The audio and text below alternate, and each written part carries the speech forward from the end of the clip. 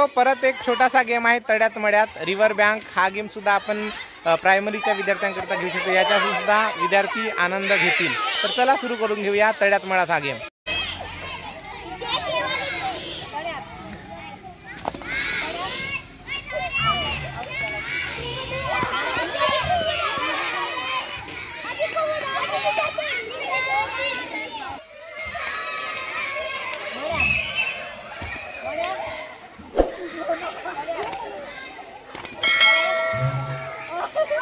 चला जा बाहेर निघा।